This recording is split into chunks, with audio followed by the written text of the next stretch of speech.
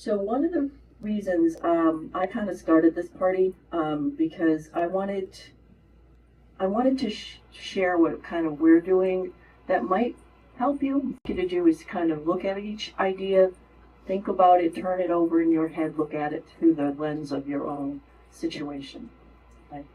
Um, we got some of our best ideas for what we're doing just as an organization and also in this alternative revenue world the same way you're getting it right now. We sat in a room and listened to other folks share their experiences.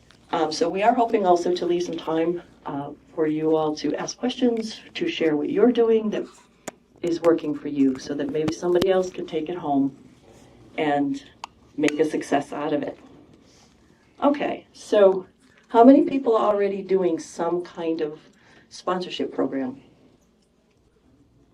Okay. How many people are renting out their facilities? Excellent.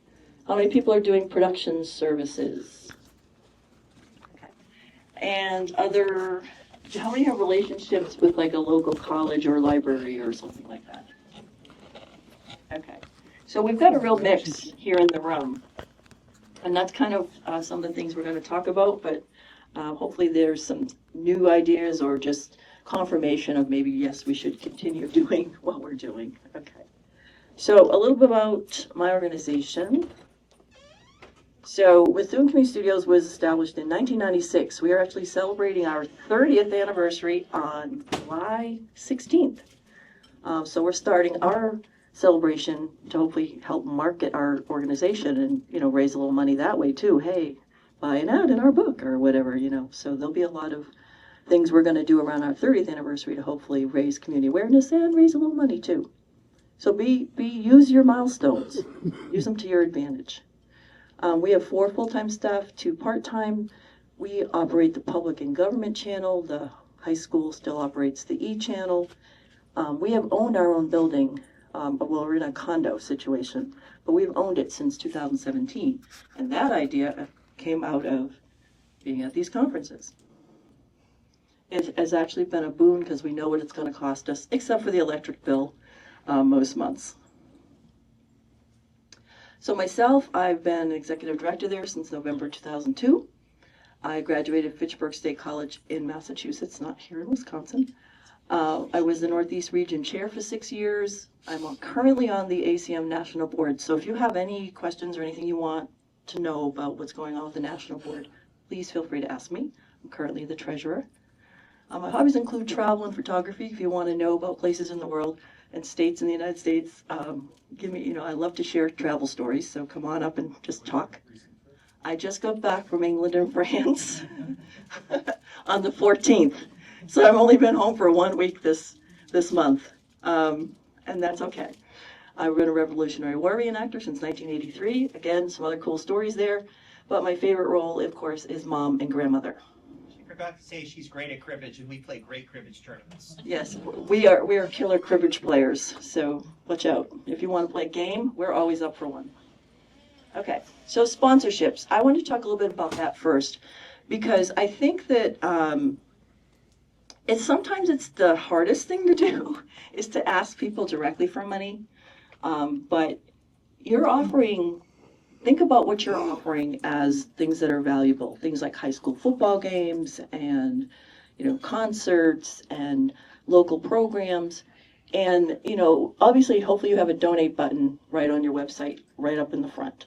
But when you're thinking about sponsorships, you should be thinking about who do you do business with? Who is your landlord? A sponsor if you're a rental office. Is your HVAC guy? Is your electrician? There's some low-hanging fruit there, right? Go to the people first that you do business with. It was so funny. I worked for another nonprofit for about 1.5 years, and they were doing a golf tournament. And they were looking for sponsors, and they had all these businesses and people they were asking for money. And I'm looking at the list, and I'm like, well, what about these people that you actually do business with, and these people that you actually do business with? Are they giving you anything back? And so, and it's funny that you professionals sometimes forget that there's some low-hanging fruit. Just go after it. And it doesn't have to be hard to create a sponsorship if you're doing it on your bulletin board. We literally just took their business card, scanned it, boom, done. You know, easy way to create a sponsorship on a bulletin board or on the front of a show or wherever you're putting it on website. We always have links to our sponsors. So that was one that was easy. Another one that was easy was just taking their website banner. And then they added the line, I don't know if you can see it, it says proud sponsor of the Methuen Ranger football. They just added that to the picture of their website banner and boom, done. High school football, if you don't have sponsors for that, it's one of the easiest things to get sponsors for, at least in my experience. I literally have had the same sponsors now for about 6 years on my football games. And I literally just in August say, hey, everybody, football season's starting again. Let's, do you want to sponsor it again? And it's a yes, and the checks come in, or I send them an invoice and they can pay however they want. So what are we saying to people? Times are tougher, right? We can say to them, we have some expenses, that we're doing these programs and we want to broadcast them live and we're going to need to pay some staff and we're going to, would you like to help sponsor this opportunity? And I think sometimes you just have to remind people that what we're doing in the community is valuable. People are watching, especially your live sports, your live, anything that's live. And there's a lot more live now since COVID, right? So there's some really great opportunities there. We looked at creating packages, right? So we do a sports package, we do something for our local news program. We do a lot of election coverage, and we've been doing that since like 2002 when I got there.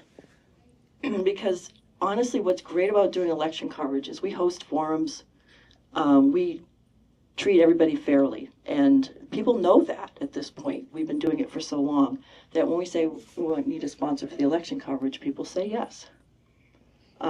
Is there some other topical program that you have on your station? We actually will take sponsorships for members' shows. Now, they don't get the money.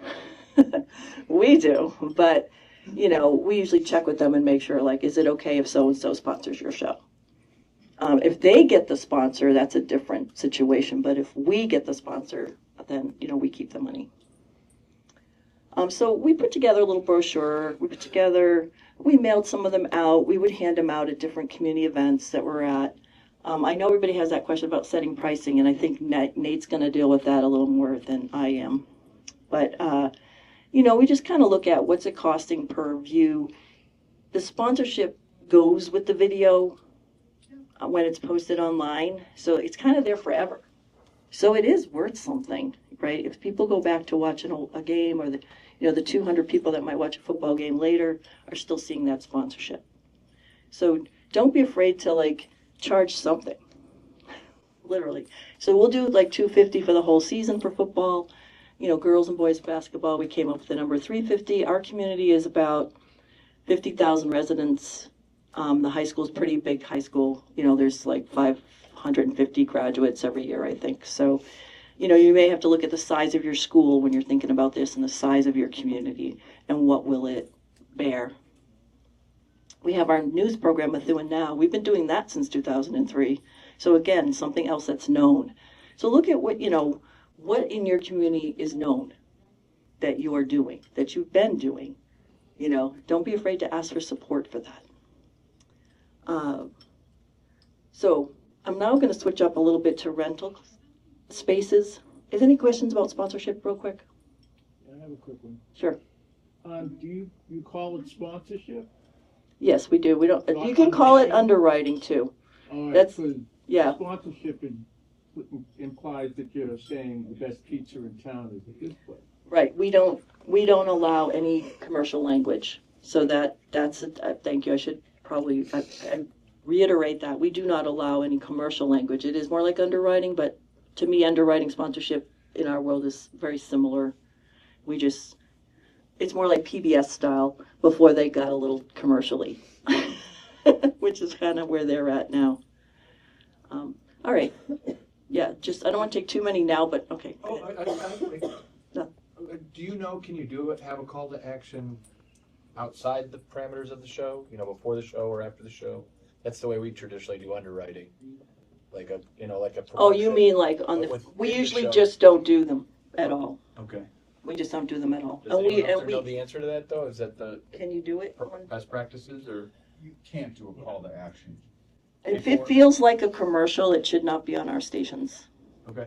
You can say, the Subaru dealership on, North County Road. But you can't say that it's the best Subaru in New England or whatever it is, right? That's your call to action. I'll buy my Subaru. Yeah, come by my Subaru. And then you had a quick question? Oh, I'm just curious, do you have access to viewership numbers? I wish we did.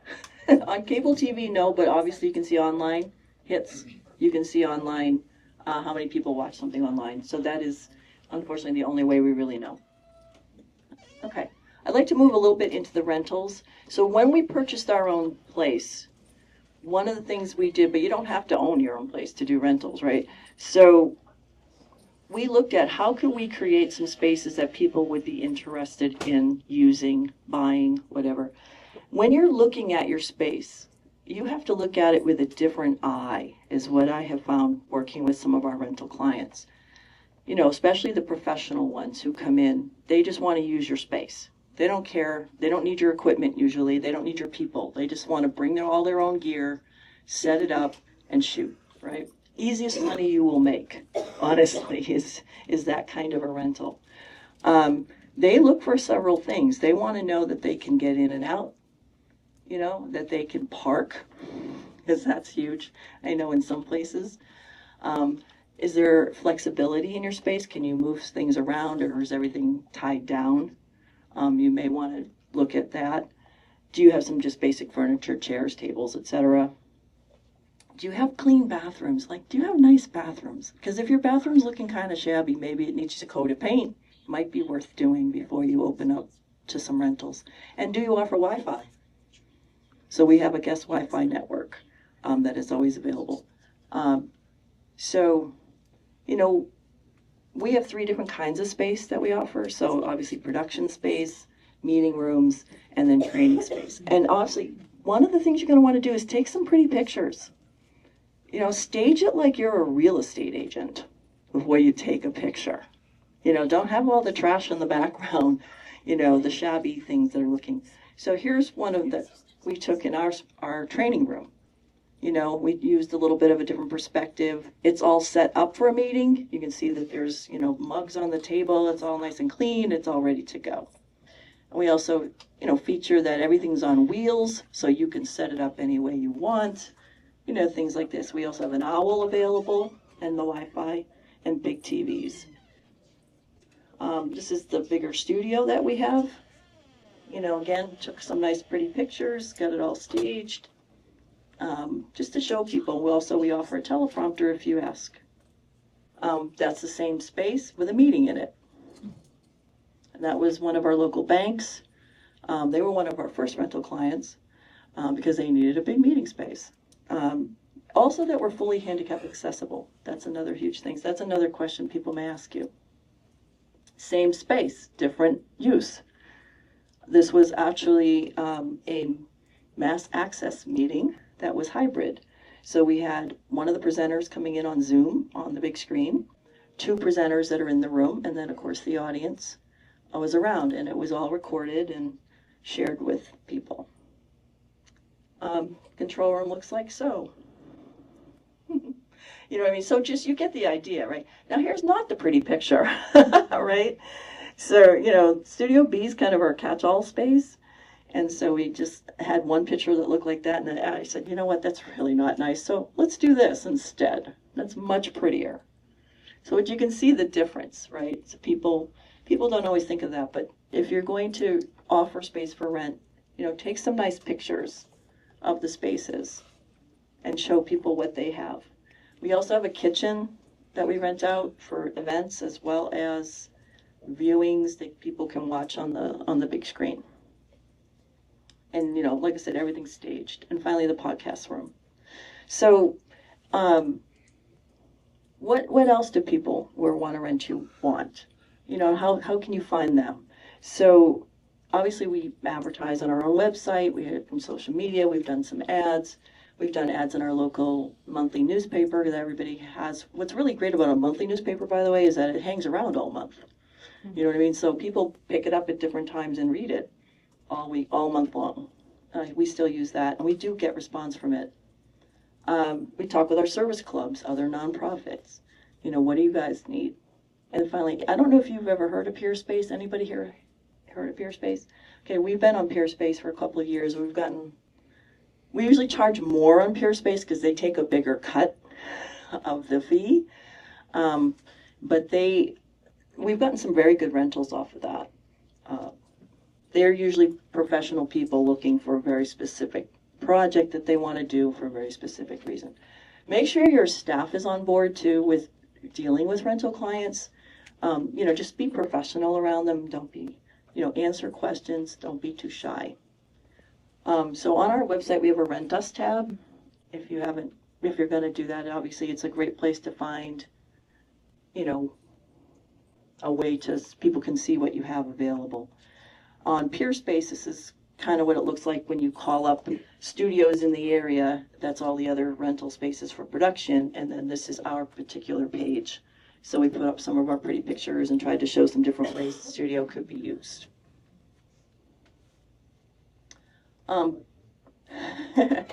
So after the advertising part, this is so funny. I added one thing on this, and it's pick up your phone.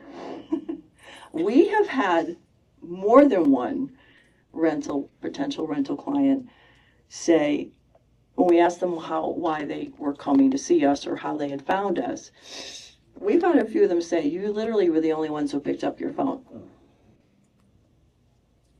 Okay, I think we all kind of realize we're busy and maybe we think our automated phone system is doing everything for us that it needs to do. However, in the world of the rentals, we have heard that you were the ones that picked up your phone. So I just wanted to share that.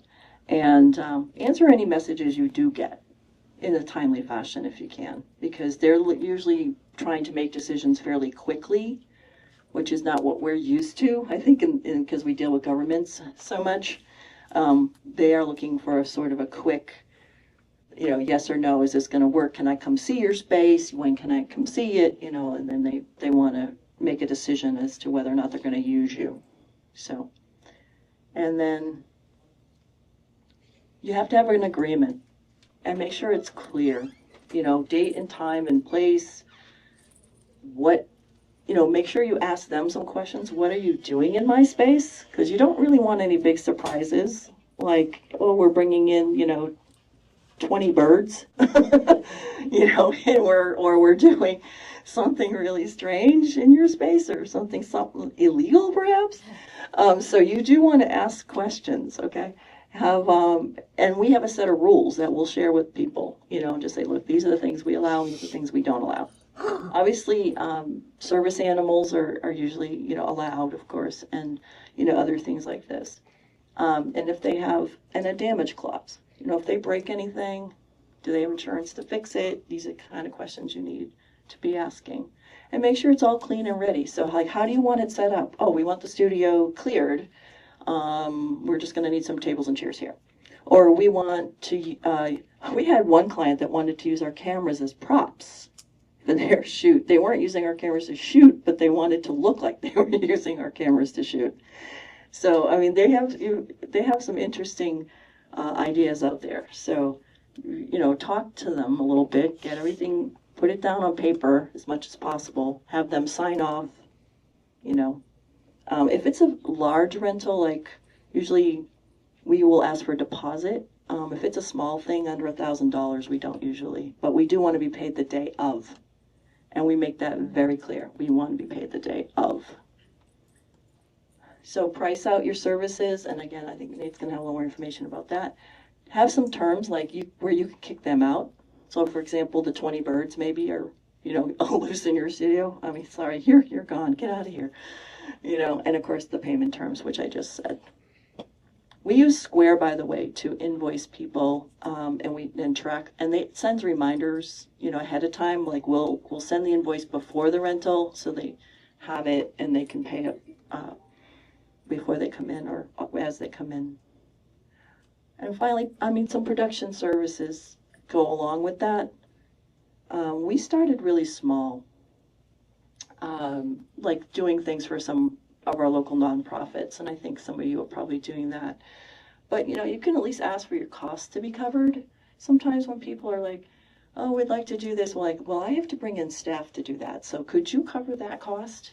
And that's somehow how you can kind of get people thinking that way. And that's what our big battle is right now, right? Because we need to get people thinking that way. This is a valuable service, and we can ask you to help us cover our costs, right? We have different rates. We have the rates that we charge for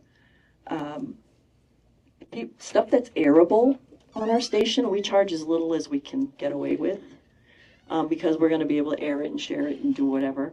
But commercial stuff is completely at a higher rate. And finally, I think our main production service clients have been small businesses and nonprofits. And I think that's what you'll probably will find too.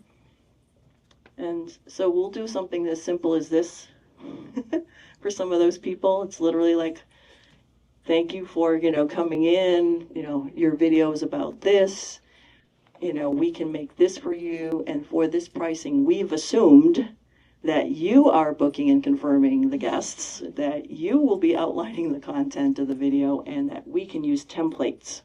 We don't have to custom create anything for you. And so that's, and that kind of thing. So we did one with, we'll usually just use their logo as an open. So one of my staff actually took this. I don't have it as a video, but she just took it and she flipped it around once. God, they think that's awesome, right? You don't have to do the biggest, fanciest thing. You take that video, that logo, you flip it around once on a pretty animated background, and people are excited. So we use their logo, and then we just, set up a regular studio shoot. Again, they were talking about shooting it with their phones. So coming to the studio and just having it all be ready, set up with mics and blah, they were like, oh, this is great. So, not everything has to be a big project, I guess is what I'm saying. And we have this great relationship now with the Chamber. It's through the Methuen Business Alliance, by the way, for my Haverhill friends over there. Sorry, we didn't poach them from you. This is part of the Methuen Business Alliance. Okay? Okay. We try not to poach from each other because there's a lot of us in Massachusetts. And then finally, I did another one for the Foster Kids of Merrimack Valley, which is a Methuen-based organization, awesome organization. Their goal is to help do those things for foster kids that it's hard for foster families to do because they don't have enough money. So like things like helping girls get prom dresses and boys get tuxes for prom night, needing a laptop for school, a scholarship, something else special. But anyway, they were having their 15th anniversary and they asked us to do their video for them. And we had already a lot of B-roll and all kinds of stuff from other events that we'd done with them. So we said, well, we can certainly dive into that. That'll help keep your costs down because we already have all this footage. So think about that too as you're looking at clients. Do I already have a bunch of footage of them? Oh yeah, of their events? Sure. If you keep that, we keep it in a server, and you can just recycle it. It just saves a lot of money. We had to shoot some new interviews. So, we set up set up a time and a place, and we set up a field camera, and they paraded their board members in front of the camera, and we did the interviews. So, this is my second to last slide. I'm glad you're so excited to hear that too. But anyway, setting the rental rates is going to be, I'm going to let Nate say more about it, but, what is your total operating costs? What is your square footage versus your hours, things like this. What are others charging, if you can find out, for similar things? We have a space-only rate versus a production rate, and of course, if they're local people, they get a break. If they are from outside the community, they have to pay a little more. So I'd say good luck with that. And my other big thing, don't forget to say thank you. We actually did these postcards through Canva. It was super cheap, and just sent them out in like January, saying thank you to all our rental clients and other sponsors, and just, you know, hey, we hope we can work with you again this year. So, you know, it's not a bad thing to do, to say thank you. So that is my part of this. And any quick questions before we pass it on to Jim, who's going to take us down a little different road? Yes.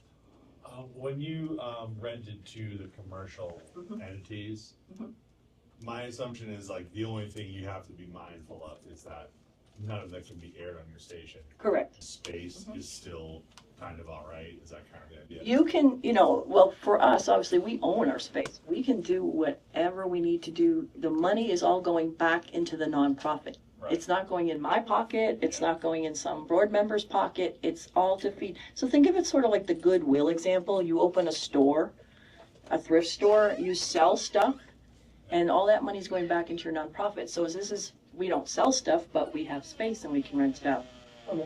Yep. Yes.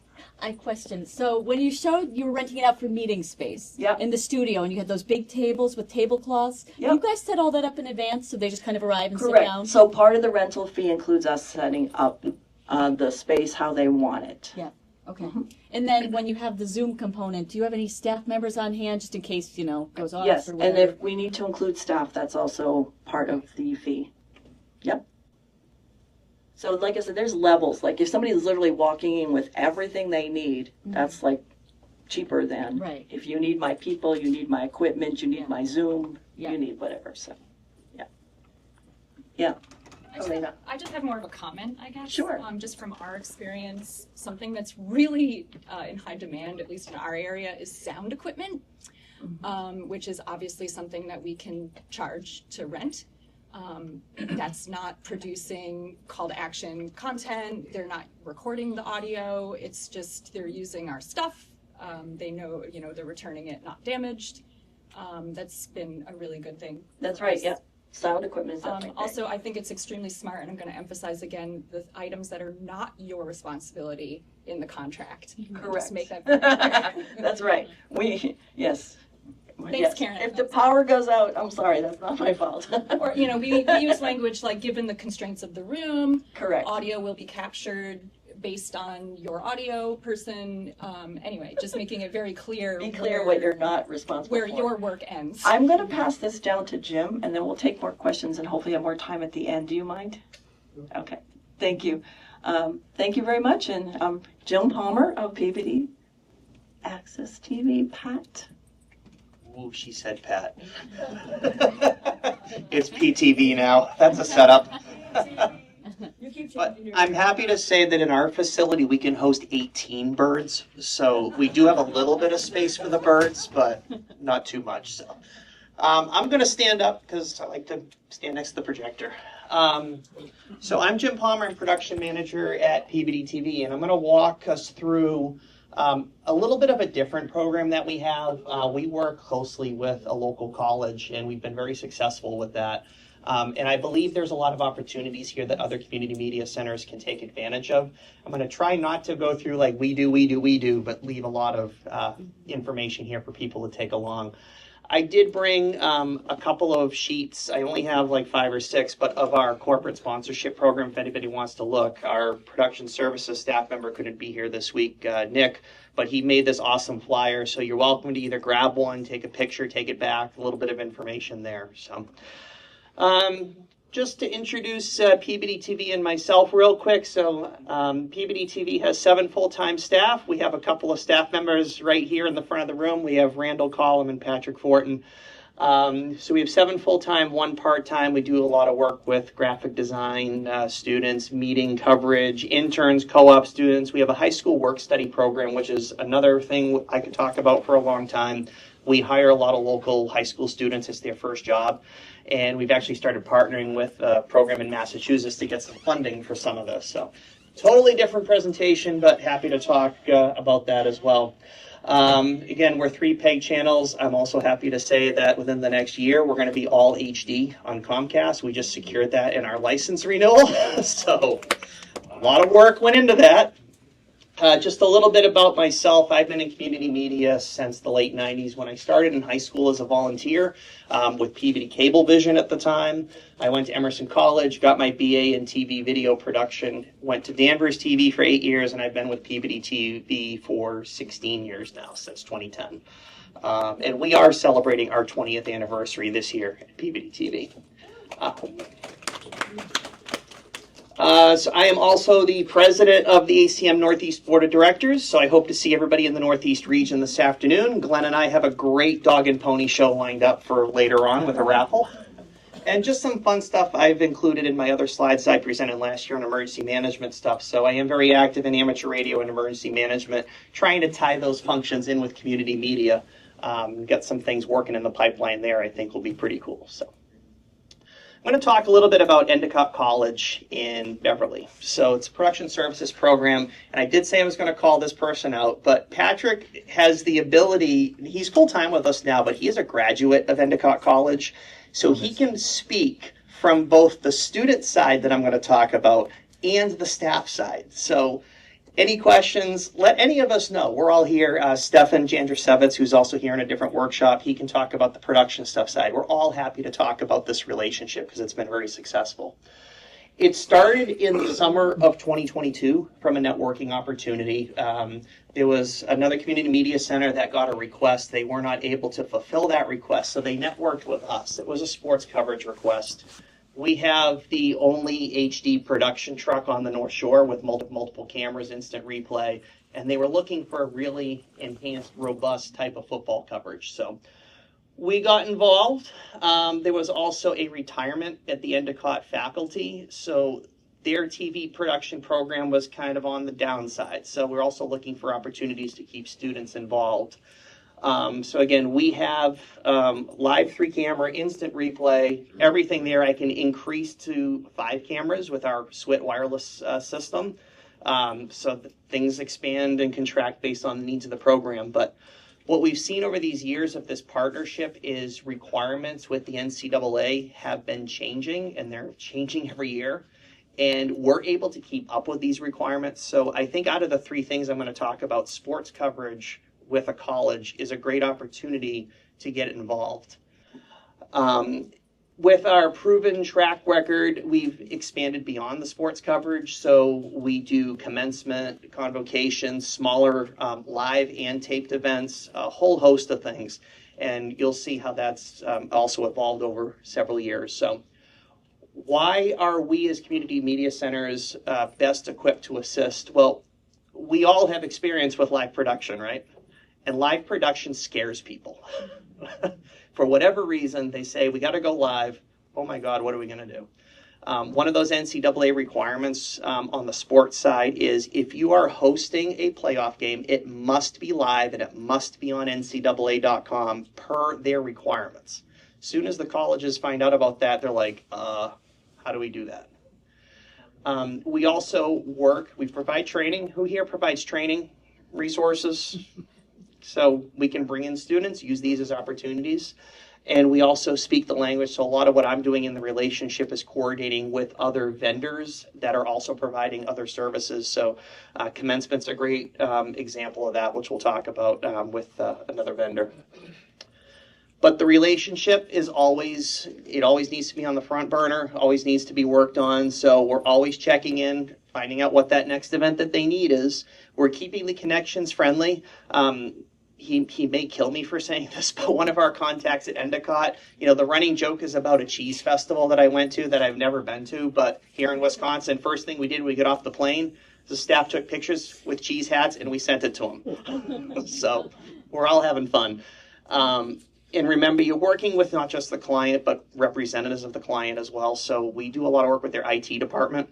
And I think the thing the IT department loves the most is we're reaching out 3-4 weeks ahead of time saying, hey, possible event, we need to do some work, we need to do some testing. So I can get it on their radar early and make sure our house is in order ahead of time. Because when the day of the event comes, we know things are working as specified and things never go off the rails with what we do, right? Ever.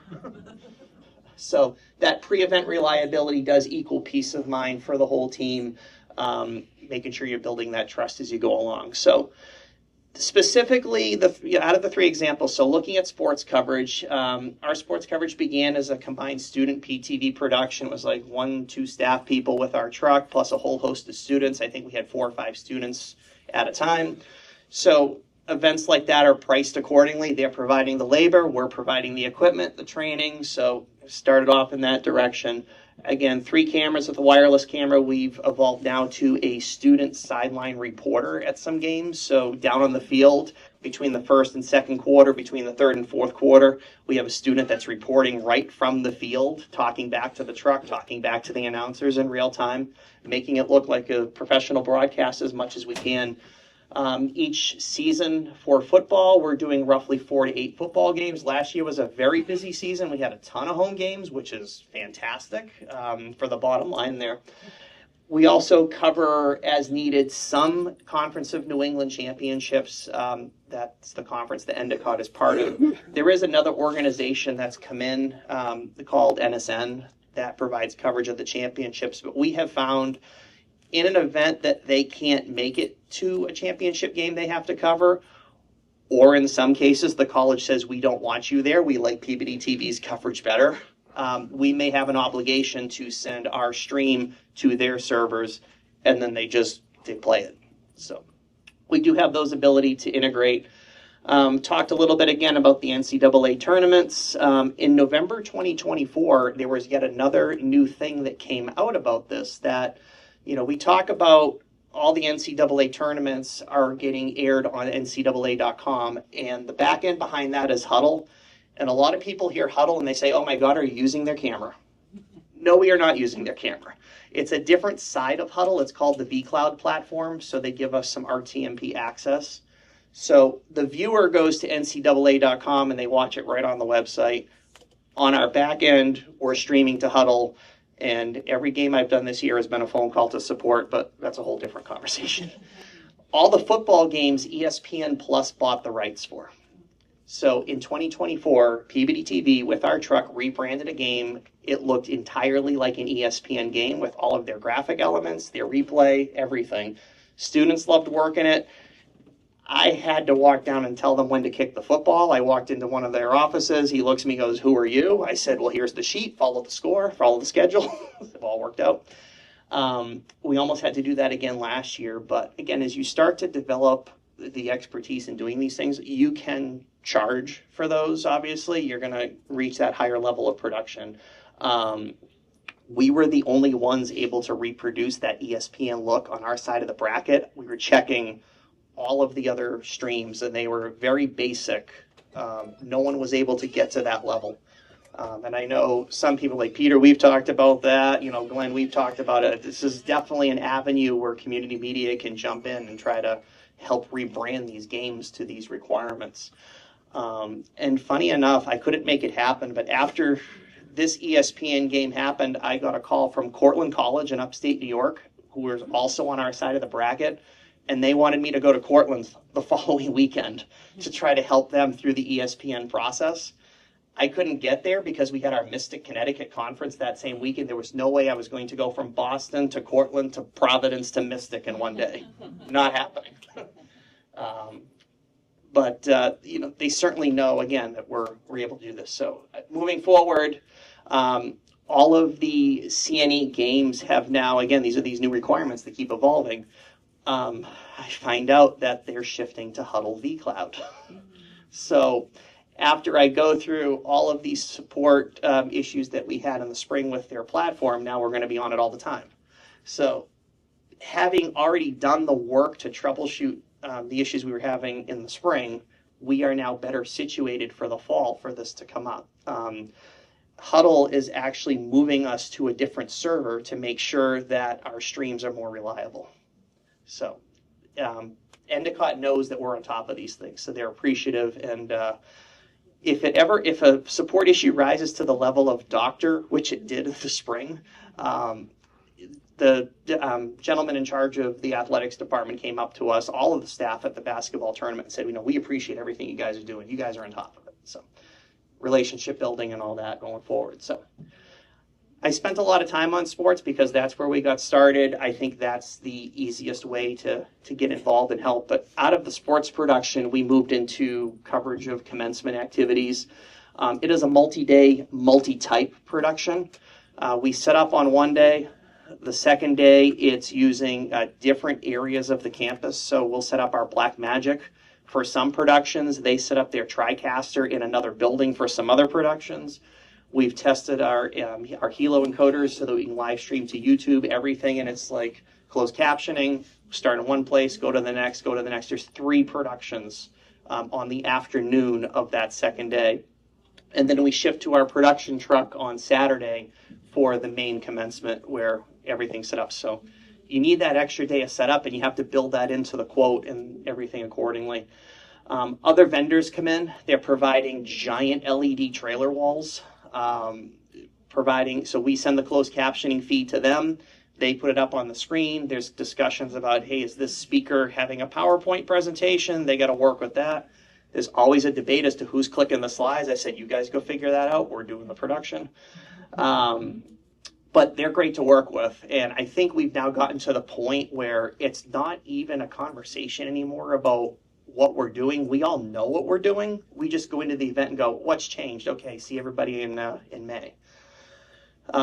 So because it's a multi-day requirement, we use student crew when they're available. We hire a lot of extra crew, so that gets built in by our production services team accordingly, and we bring in high school students because we need 7 or 8 people per day for this multi-day event, and that doesn't even include the setup. That's brought about smaller events. So they see what we do with sports, they see what we do with graduation, convocation, etc. So we bring in, a convocation. We've already been booked for September 1st of this year. They're ready to go.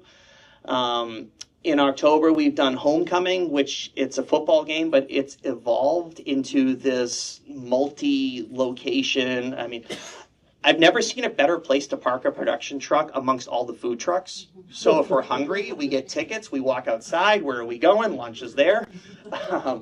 But they bring the video trailer wall out onto the softball feed. So now we're simulcasting the game for the, 10 people that are having a soda or lunch. But it's great to walk over and see on a giant wall our coverage. And they got the speakers blasting the announcing. So it's a great campus event.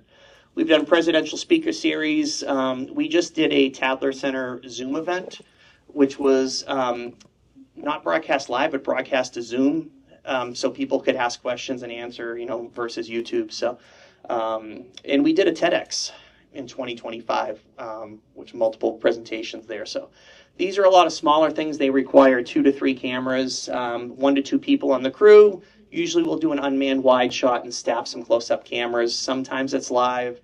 We'll bring our Black Magic in for most of that. So people want to see the numbers. There they are. And you can see when we started, again, using mostly student crew, the numbers are lower because the students are providing the labor, we're providing the equipment.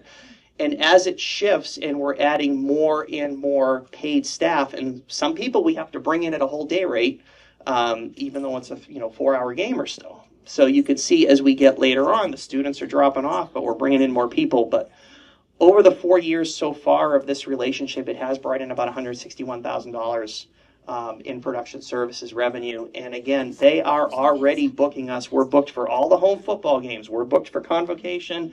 We're booked for graduation. All these things are going to keep coming. So it's a long-term relationship. And they kind of joke with us saying, why don't we just sign a site agreement? I'm like, okay, let us know. We're here. We're ready to go.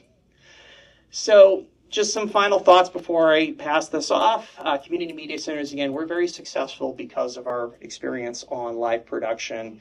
Keep those relationships going. Keep your ear to the ground. That's how you're going to find out about all these other events, and be prepared to go that extra mile to build that trust and confidence and that reliability going forward. And I think you would all be very successful at that. So I can take a quick question or two before services, flyers, and talk to any of us. We're all happy to talk.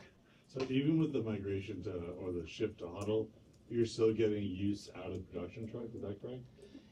We don't use a production truck software. we have a physical truck. Gotcha. So we built out a Mercedes Sprinter with multi-cameras. So I thought the same thing too. When the college says we use production truck, I said, no, we drive it over. Yeah. For those that don't know, production truck is a software that Huddle provides for live switching as well that integrates. The worst name possible. Right? Yeah, you can't make this stuff up. And another big piece of the NCAA stuff, and it's always in the guides. They talk about production truck in the guide, but every time you reach those playoffs, they do have to name a site supervisor. So they'll name PBD TV as a supervisor, and I get this packet from NCAA, and they talk about, oh yeah, production truck this and production truck that. Be prepared to jump on a conference call for all of those. Lindsay. So did you have to, when you started building this out, did you invest in any additional resources like providing instant replay or new equipment that you needed, on the front end to make these things happen? We're constantly investing in what we have. So we did just upgrade our replay system to a 3-play, which taken some training. There's capabilities we're not even using there yet. But constant capital planning just in general is what we do. All right, so I'm going to pass this off, and we'll be back for more Q&A at the end. Thanks, everybody. Hey.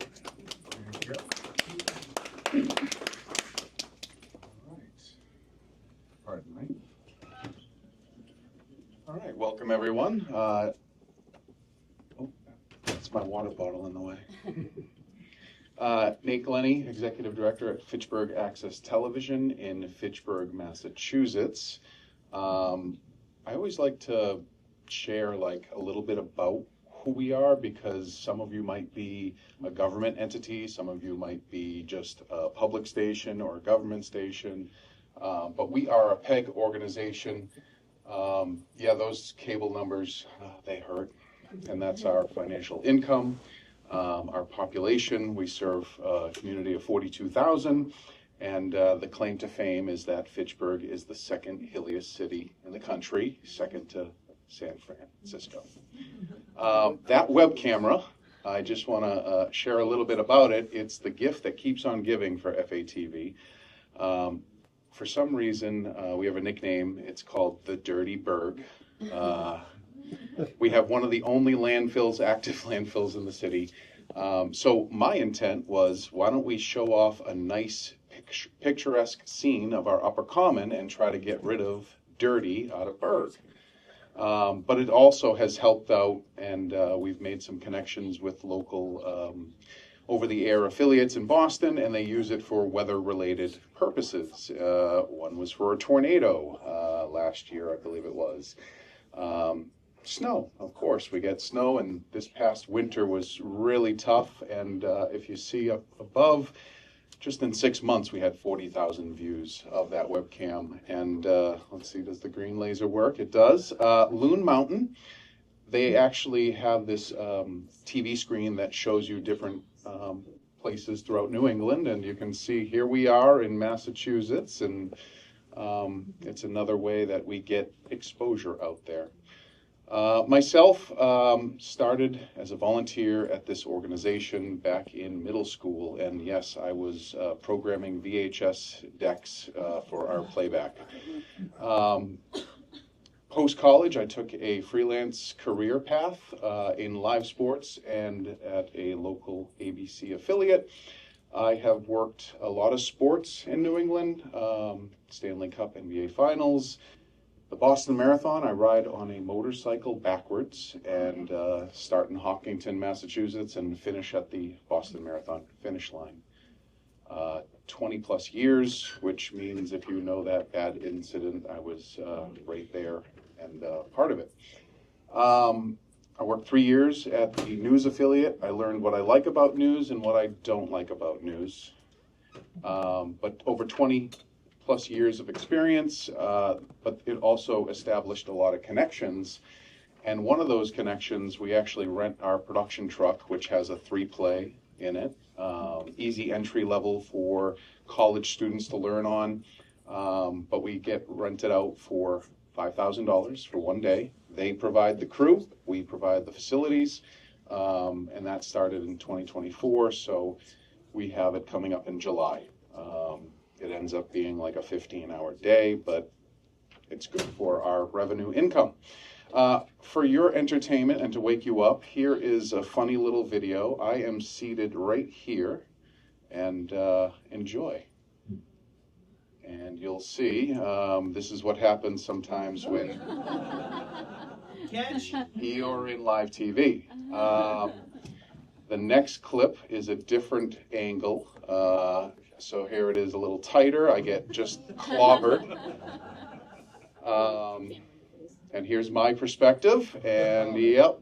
Oh, down I go. Did the camera survive? The camera did survive, yeah. I got a little banged up, but that is my background. That's where I come from. But let's get back to my organization. We are celebrating our 40th year next year, so we're looking to start planning what events that might look like. Karen, the book, the commemorative book is a note that I wrote down today. So thank you for that. We're 4 full-time staff, so we're not large, but we do hire a lot of part-time staff for, I'll call it gig-based work, right? And we are excited. We're going to hire our first full-time civic news journalist, that's the name we went with, in July. They've been working with us for 2 years through the college or the university, and has demonstrated some great work, and we're really getting some good data analytics on news and how much people are looking to consume that locally. We really only have a little newspaper, and most of the news comes from 30, 40, 50 miles away. There might be 1 or 2 local stories. So it's working for us. Our team, we produced over 700 hours of local content in 2025. 3 years ago, we did a monumental move. It brought us right to the heart of our community on Main Street, yet it was only maybe 500 yards by the crow flies. But it put us right next to City Hall. We lease from a local bank. They are great landlords for us. If there's an issue with anything facilities-wise, it's a quick phone call and not a large bill. We have a studio, podcast studio, preservation suite, so we can engage new members by preserving family history. 3 editing bays, conference room, blah, blah, blah, blah. And we also do this fun little thing. It's our annual Boulder Award dinner. Yes, and Karen knows because in downtown Main Street, we have this iconic rock. It's called the Boulder. Fitchburg has a lot of history. If you feel like diving into it, you'll learn a lot about how we were the world leader in producing paper and also granite. So the boulder came from that granite hill. Moving on. Oh yeah, show me the money. That's what we're here for, right? Key points to remember. You might be small, you might be large, you might have triple my budget, which I'm jealous for, but all these different ideas that we've heard today, they might foster new ideas for your organization. So, and it's not always one solution fits all, but by hearing all the various options that we do, maybe there's something that you can discover. And don't forget, everybody in this room, y'all bring something to the table. Y'all have talent, and you got to utilize it. And we're all valuable. Whatever you do as a part of that team, that we are successful because of team.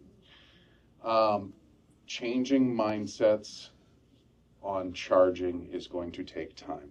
It's not an easy conversation when you talk finances, but you got to start somewhere. You got to start small. And that's what I've been working on the past 18 months, call it, right? Where we're expected to be somewhere and do it for free. I can't keep doing that. We're going to have to cut back on what we do unless we can diversify our income. And so one of the local, first events will hire a sound vendor, but why are we expected to go there for free, right? And we need to have those conversations. You got to be kind about it, but we got to start those conversations. We provide a service that is valuable to them, okay? Do you believe we're valuable? If you'll engage in a conversation about, an invoice, then I guess you do think we're valuable.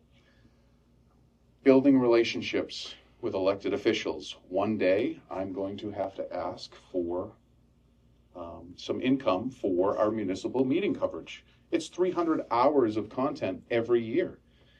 And my city has a $4 million deficit this year. And I'm sure many towns and municipalities across this country are dealing with that same hardship. Healthcare costs, that's the number one thing, right? And so stakeholders, whether that's the principal or the superintendent or a nonprofit leader, build those relationships, know who they are, make sure they know who you are, because then those financial conversations will come across much easier.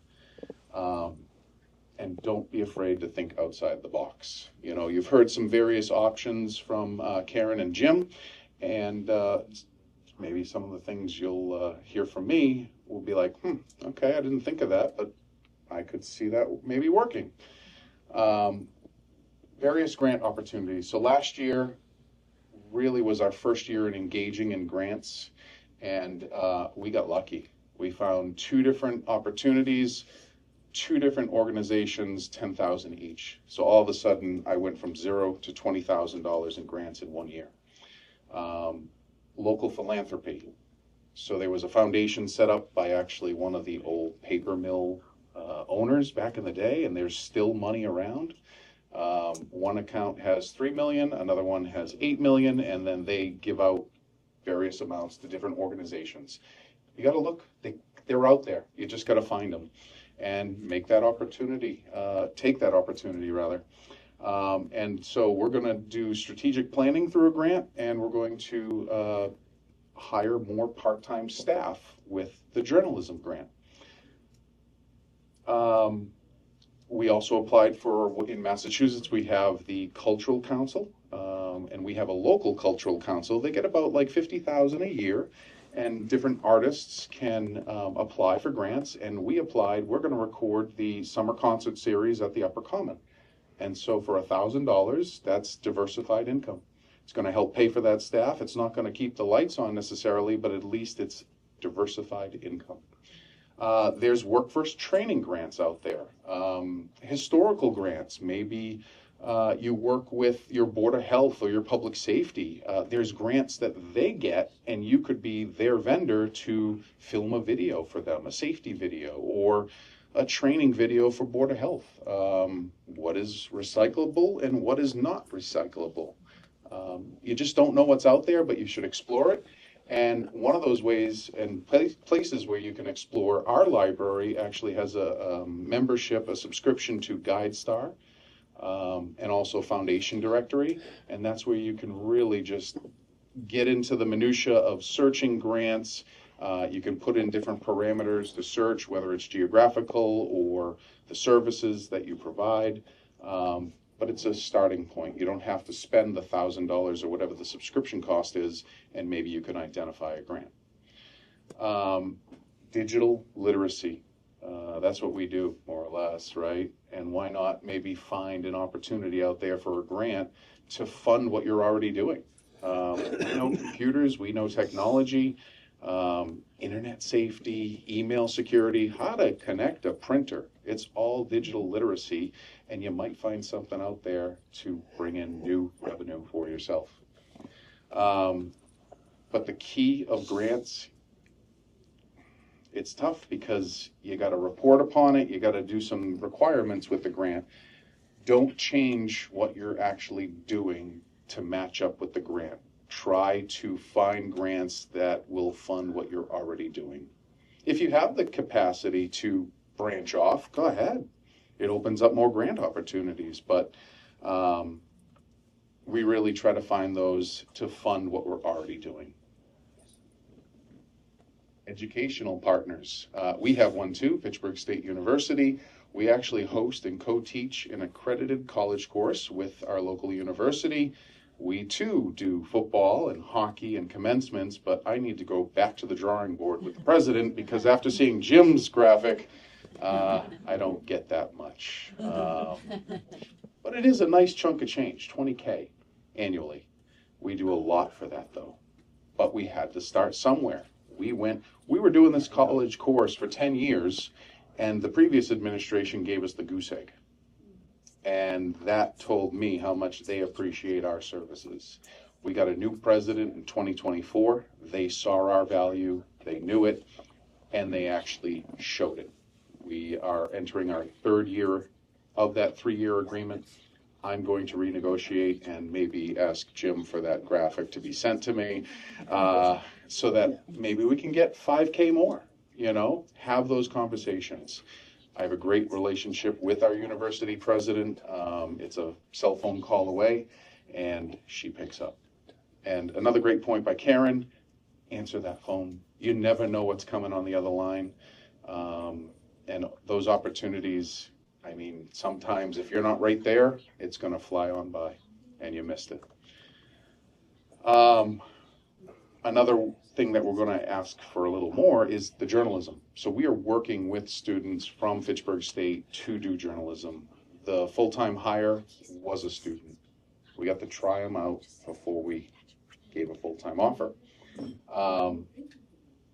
With a full year notice, I started saying last year at the regional vocational high school that, hey, it's getting tight for us. We want to be here for you. We need to do something about it. And they wrote into their budget a little sliver of money, $1,000. But it went from 0 to 1,000. Now they're on your radar. We're on their radar, rather.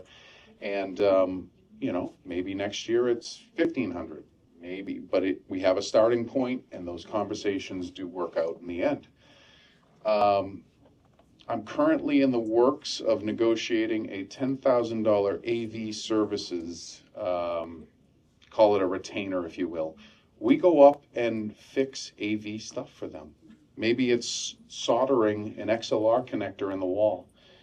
Our team has that capability. If you have that capability, that's that opportunity you could seize. That's what you could try outside the box, right? We also have that hometown discount.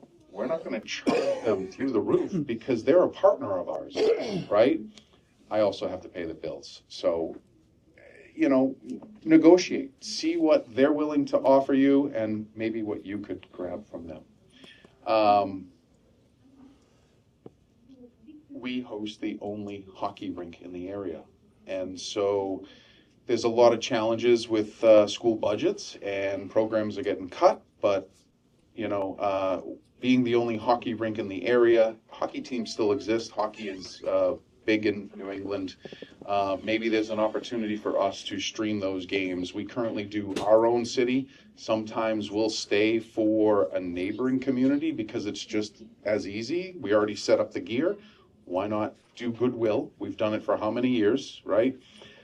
Those conversations to ask for funding will be easier because of that legwork, that relationship we built, the product that we demonstrated to them. Maybe they'll see that value. And again, relationship building, you can't say it enough. Those are very key. Off-site production services. So we work with some of our nonprofits and government agencies. We will help out with the sound, right? Somebody asked a question earlier. Sound is very hard, and if you don't know how to do it, you can get the feedback and it doesn't sound well. Our team knows audio, and we can do those events. We have some large outdoor speakers. We're not doing a rock concert, country concert. We're not doing that. But if it's a speaking event, we have a couple of different options for clients. We have a podium. If we're going there to record it, we're amplifying that message. We don't want some really not nice looking podium. We can rent that out, and it makes their event look better. They have a place for their notes, and it's a simple foldable podium that I found. Folds up. It's a little heavy. But I'm also a big guy, so I can move a lot of things. Meeting Owl Pro, I heard that earlier. Maybe we're going to buy a wireless intercom headset. People put on events all the time. They need coordination. Maybe that's another opportunity for us to rent out gear, thinking outside the box. We do an annual skating show every year. We charge the client $400. We live stream it. I could easily get $1,500. We started charging them 2 years ago. They're a small nonprofit. They've been around for 50 years. They're trying to stay in existence. With our partnership, we get their video out to the community. Maybe that brings new interest to their skating club. The Housing Authority, different departments throughout the city. We went from 0 production services to 15,000 in 3 years. Diversified income. It'll still grow. We'll find new opportunities, but make sure you enhance and sell the fact that we're a marketing tool for you. Don't look at us like we're just documenting something for you. Use this as a tool for your organization, and if you can pitch it right, maybe they'll buy in. I mentioned about the NASCAR race that we do once a year. It's a nice chunk of change. It certainly has helped that production income. Changing the mindset, okay? Like I already said, people think, oh yeah, call us up, we'll cover your event for free. You know, we want to keep people connected in civic life, but we can't keep doing it the way we've done. And so we did a climate summit, charged the client $400 for a 1-hour speaking discussion. That's $400 that I didn't have before. It covered the cost of the employee rather. They say that you should charge 2.4 to 3 times the amount of your hourly labor costs because of facilities expenses, because of all the overhead that you might have, the equipment depreciation value. Mass Access actually hosted a meet and greet 3 weeks ago, Katie? 4 weeks ago? It all blends together, right? But that's where I actually saw a wonderful spreadsheet that one of our local executive directors of the region put together. He came from the advertising sector. And the wonderful spreadsheet, I have not had time to dive into it, but it has all of the mathematics that I need to do to figure out the costs of everything and how much I should charge. That's going to be a lot more than I'm currently doing. But I'm laying in the groundwork and the foundation right now to get to that level. Yep, it'll take time, but negotiate. You know, I can't do it for $250. I can do it for $4. And sometimes you just got to say, no, we can't. I'm sorry. We'd love to be there. I hope you can reconsider next year. Be kind. Be kind about it so that they will call you back. And once again, you, your team, your organization, you are worth that investment. How you communicate that to them, that's the important part. Those relationships that you build, that's going to help.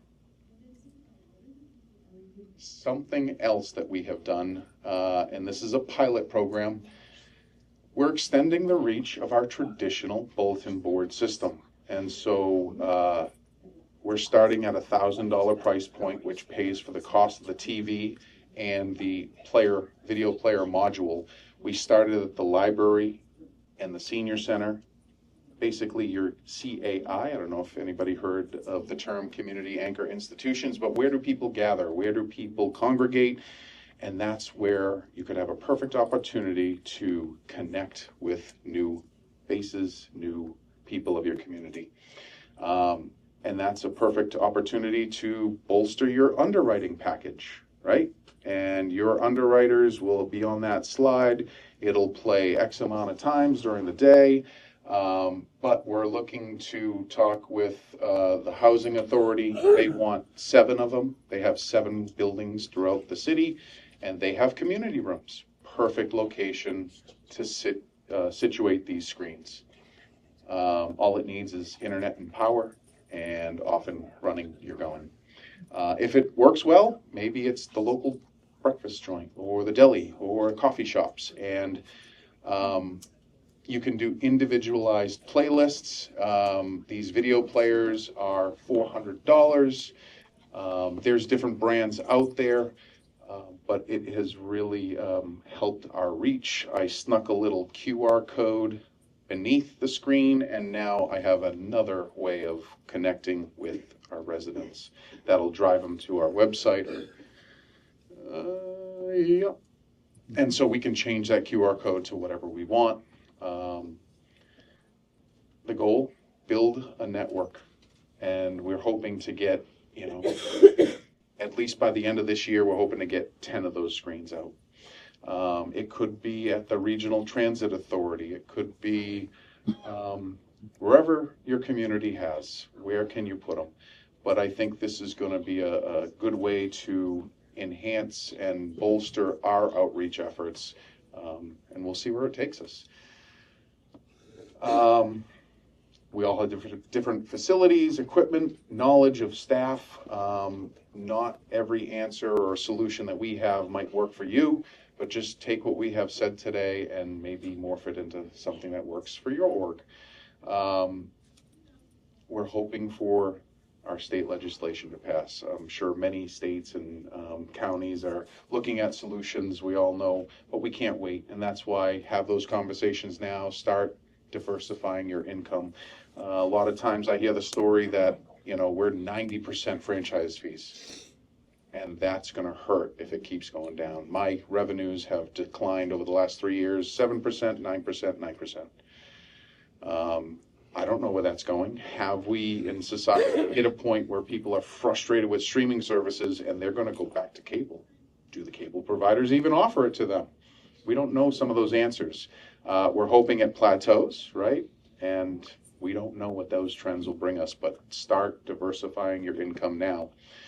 I talked about our $4 million deficit. I am not going to be able to ask our mayor for tax dollars. That's just not going to happen. Maybe in like 2034, when our city catches up with the pension obligations, I'm hearing like $15 million will get freed up in the general budget. Can we last that long? Can I get to 2034? Well, I'm going to do my best, and our team's going to do our best to make it to that point.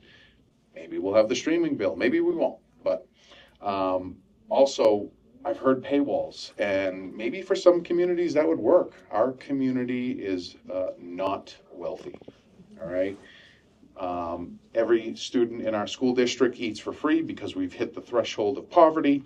So to ask for someone for additional money from their tight budget at home, all that's going to do is just suppress our message, suppress our connection to the community.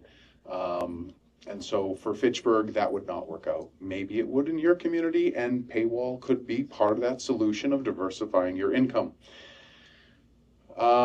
And that's my presentation. I hope you got something from it, but now we are in between you and your lunch, but we open this up to questions and comments.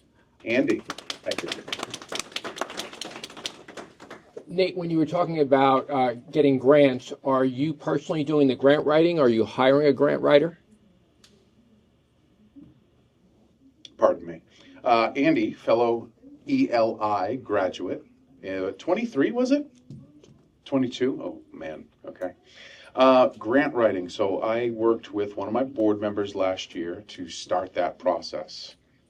I am happy to say that I have a new hire, and that is Ellen right here.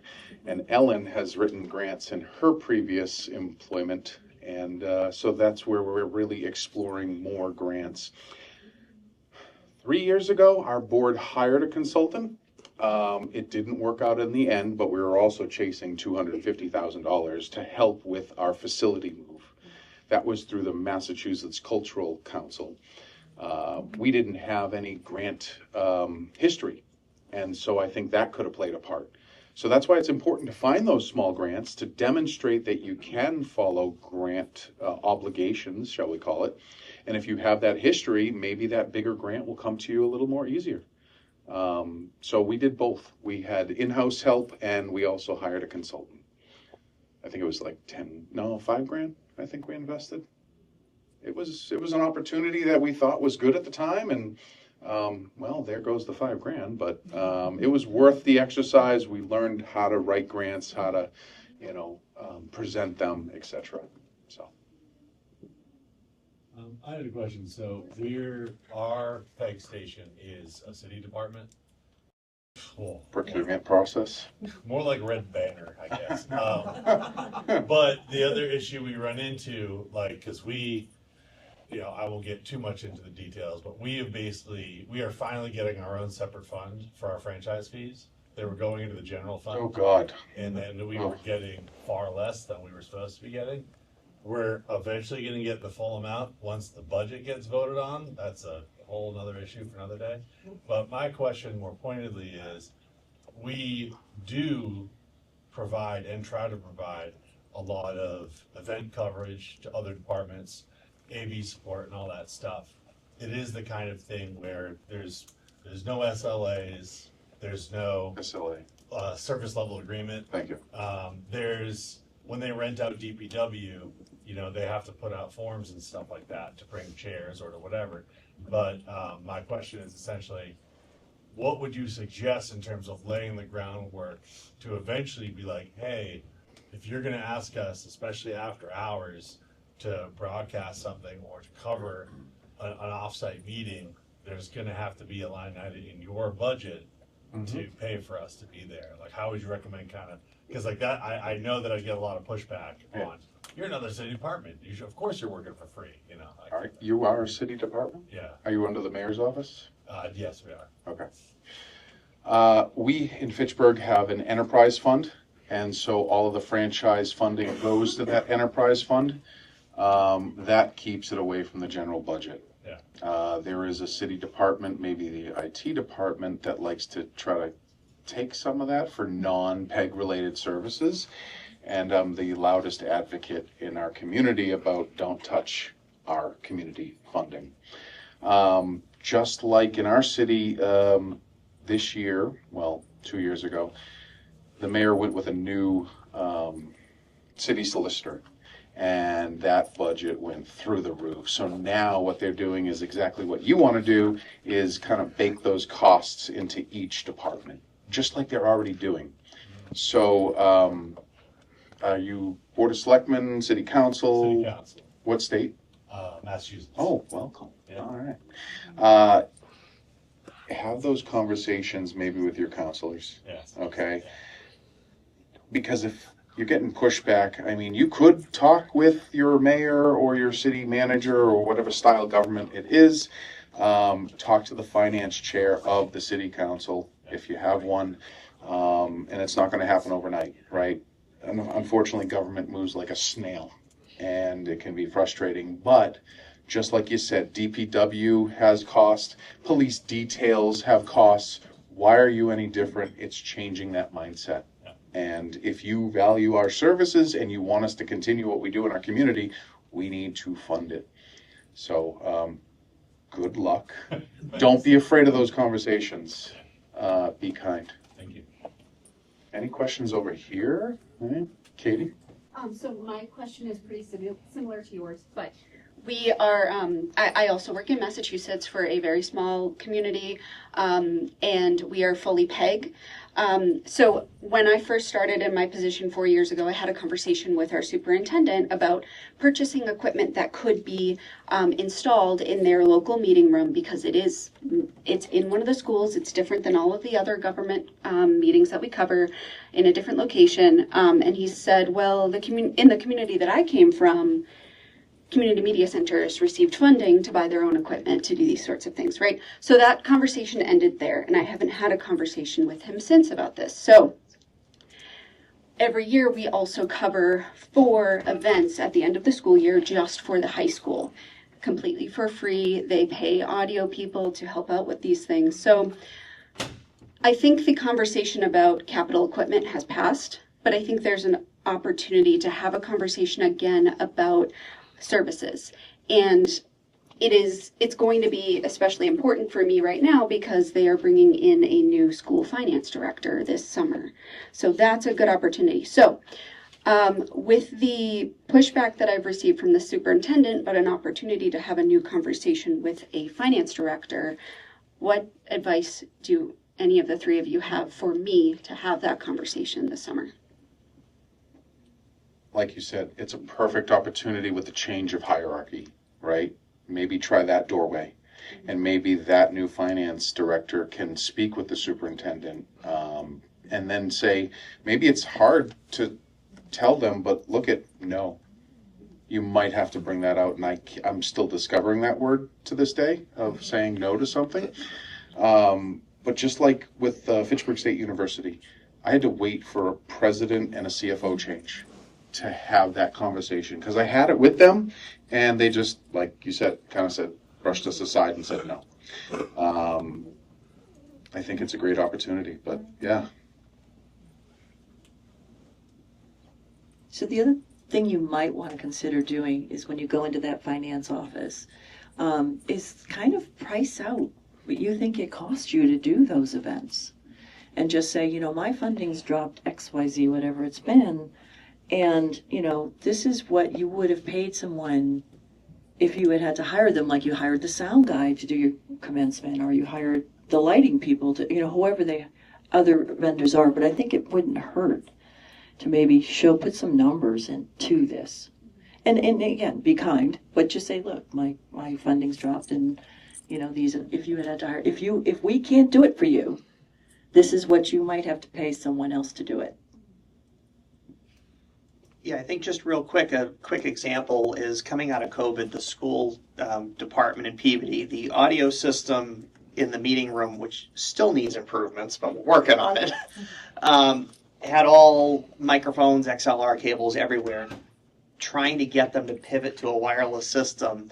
A new superintendent was coming in. We knew the conversation had to happen, but we didn't jump on it right away. We kind of let the relationship build for a little while. So after a few months, we were able to have that conversation about the need, and the school department went out the next week and bought all the stuff that's needed. Microphones, the audio mixers in a box in a closet. They're waiting for us to help kind of piece that together. But the fact that it just took a little relationship building, a little bit of time, I would probably start there. 1, 2, 3. I was just going to say, what I think, it's just a comment. The fact that the money is going down is something that we've kind of made part of our brand at this point, meaning that, hey, guess what? We're not ashamed of it. We're not, pretending it's anything other than what it is. And when we do go to people and we do, we have a guy who goes out and gets us a lot of sponsorships, does whatever we do. One of the first things we say is, look, man, we've been doing this in the city for 38 years and you like what you see, but the money's going down, guys, and if you make that like almost the first thing, and you have a good reputation to build on, it's easier. I think it's easier at that point to ask for something, because you put it right up there as part of your, as part of your brand, that we do awesome stuff. But do you want Lindsay Paris to keep doing the Haverhill Journal? Do you want, do you want football games? Do you want this stuff? Guys, we need help. So. Absolutely. To your point, we started having a discussion. I'm from Massachusetts too, so we started having a discussion, and I'm a town department too. So in the same boat as you.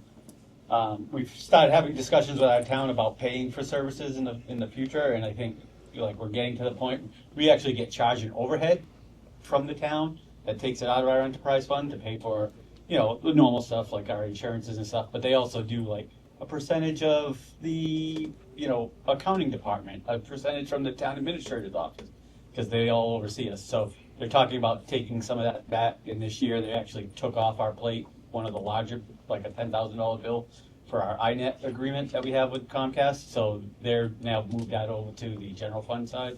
So another point that we're trying to do is, in town, we don't cover all of the government meetings, we cover most of them, but they want us to cover everything.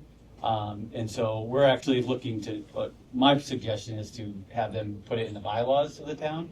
And at that point, when it's in front of town meeting, say to them, well, yeah, we can do this, but it's going to cost this much more and do it. My question for Jim is, you made all that money, but how much was the cost that you put out to make that?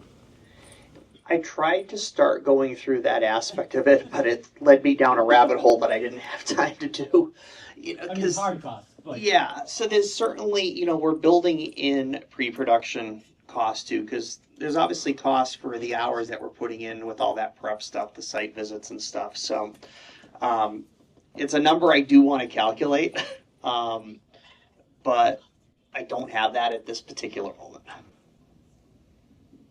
Might you be a member of Mass Access? Oh, he is? Yeah, I am. So if you get a hold of Katie, there is that wonderful spreadsheet that we got 3 weeks ago, and like I said, I haven't parsed through it. But it has all the formulas to calculate what these costs are. What equipment you're using, the staffing levels, are they volunteers, are they paid members? He tweaked it, and I'm still trying to understand his workflow, but I'm getting there. And I don't particularly know my hard costs. I mean, I know what the finances are, but I'm really at this point looking to just derive income because we have no external income. It's all franchise, really. But yes, a business plan is certainly in the works, and knowing what those true costs are to make sure that we are billing correctly, because that's the direction we're heading. So talk to Katie. I think you have the spread. I'm not trying to put you on the spot, but we have the spreadsheets, and it's a wonderful resource. And yeah. So we had one more up here. Richard, I see you. We'll end with you. We got a couple more minutes. Yeah, quick question. I'm asking for money on certain things. I'm actually here from Wisconsin, in Marshfield, Wisconsin. We run a PEG station. I'm also the communications director for the city, so we have both. The PEG is a division of our communications department. How far do you go into charging a local church for broadcasting their programs? And the other piece that's a bit different than a lot of access stations out east is we do a lot of studio programs yet for like our local hospital, which is a very large hospital, do a monthly show. We're trying to charge in that area because we produce the program. It's not like they bring in their people. A lot of us in Wisconsin produce that staff produces the programs. It's not volunteers producing the programs. There needs to be a charge in that area. I guess there are two questions. How would you only do it for some, or should you make it mandatory for all? So like with the church, they're an organizational member, and we only charge $100 for the year. That's the membership. That's that access model, right? Healthcare, well, they're certainly charging us for healthcare, right? So I would think a healthy underwriting agreement could happen with that.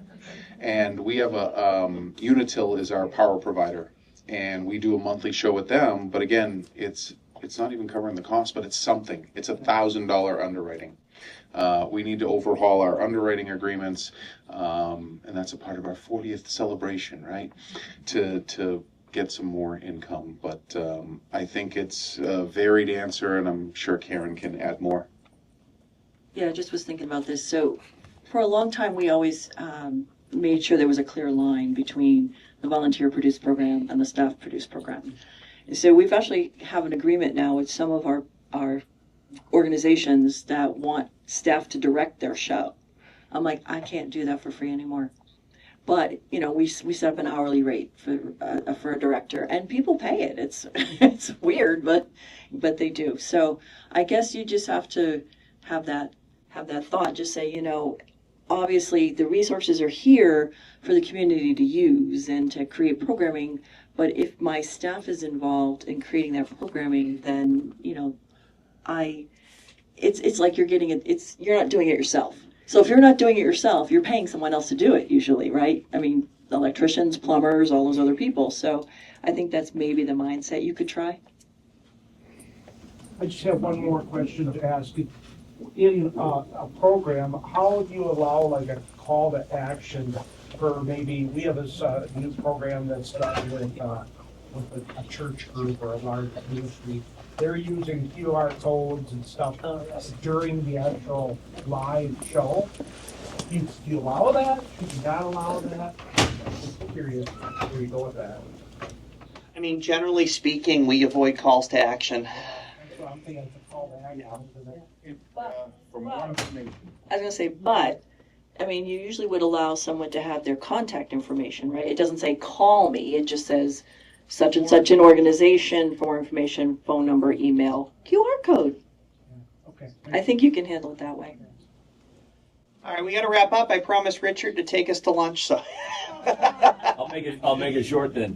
When we established our rates, what we did is we looked at our hourly direct labor rates. Then we used our audit and our administrative burden in our audit, that figure that comes out in your audit. We add that figure to all of our contracts. So that's how we cover our general overhead rather than trying to get into a very precise model, which has made it a whole lot easier. We also do blend in volunteers who want to work on productions when we're doing like a community grant, and we have some underwriting that's valued at $36.14 an hour for volunteer. That's how volunteer labor is calculated nationally. So you could use that as your figure in there for volunteer support as one way.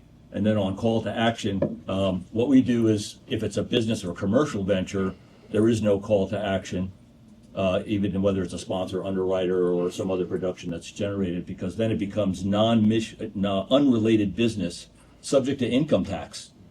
So you could become taxable, so use caution in that. And in our sponsorship agreement specifically, we write in the IRS guidelines to ensure that sponsorships are qualified, IRS qualified sponsorships. And if you want that language as well as templates for your underwriting or sponsorship agreements, we've got about a 4-page boilerplate, so glad to share that with anybody if you give me your business cards. And let's have lunch. No, I'll just remind everybody, I do have a few copies of Nick's production corporate sponsorships document up here for anybody. I only have 6 copies, but if you want to take a picture, help yourself. Karen, it's your session, so you can dismiss everyone. Hey everybody, guess what time it is? Our favorite time of the day. Thank you all so much for coming, giving us this opportunity to share with you, and for everything you shared with us and your questions. We hope that this was the first of many great sessions you will attend at this conference. So thank you.